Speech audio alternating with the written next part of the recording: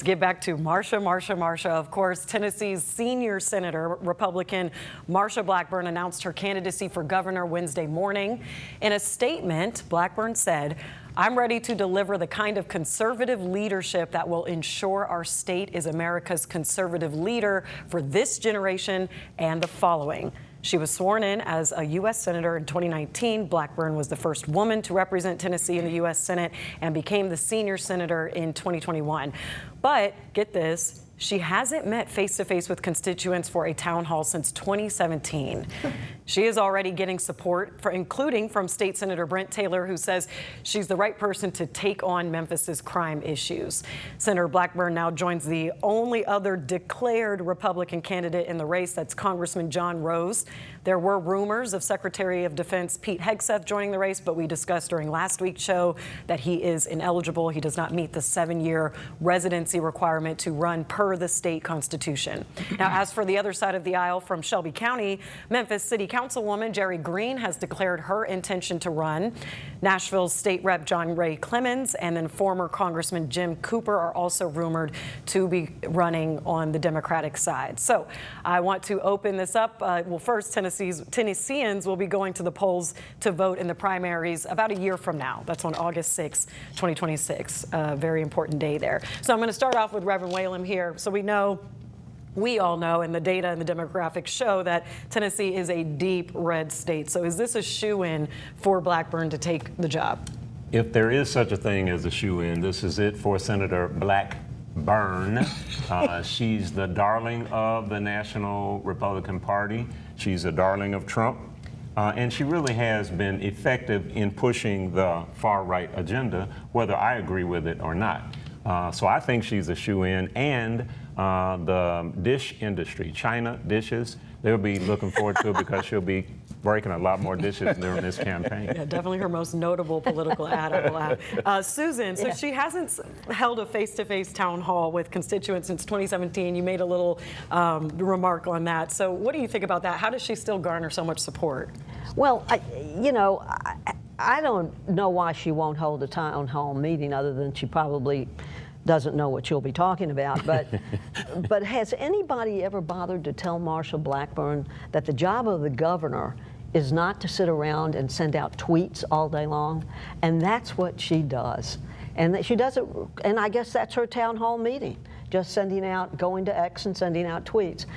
If Marsha Blackburn wins, and I agree with Kenneth over here that she is the darling Republican nationwide, and she will, if the election were tomorrow, she absolutely would win. She's 73, 74 years old. She will be the oldest serving governor of Tennessee in Tennessee's history. So I think that's going to be a factor, and her opposition will certainly bring it up.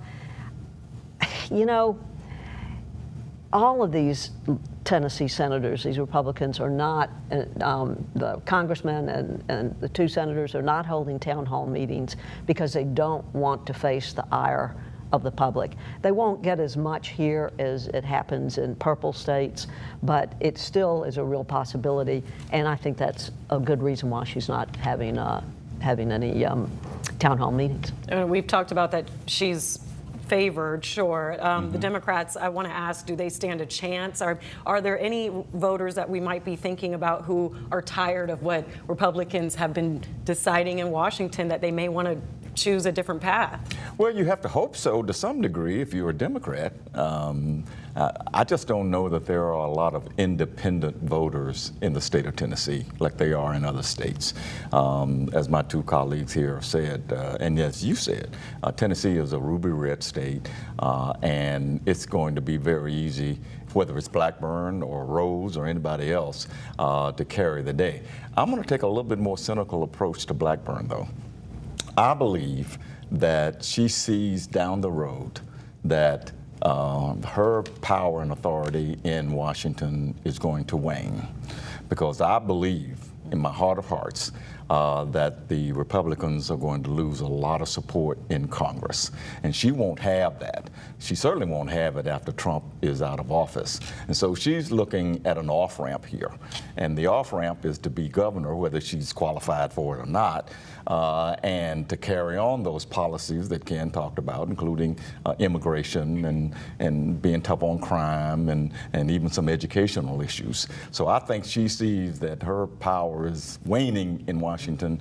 That's where she's going. On that issue of Democrats here in Tennessee and whether or not they would have a chance to win, maybe not, but I ran a statewide gubernatorial campaign piece for Dick Fulton. Y'all might not remember that name. When he ran now for I governor. know how old you are.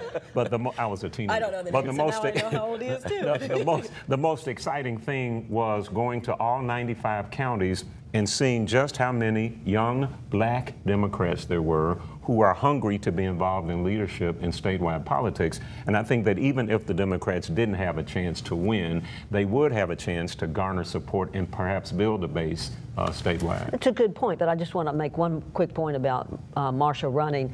If she will run,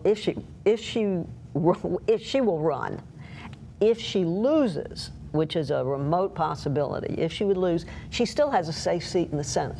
Right. So she's not taking any political risk No. by running for governor. Well, that's true. Okay, we'll have to see how all of this plays out.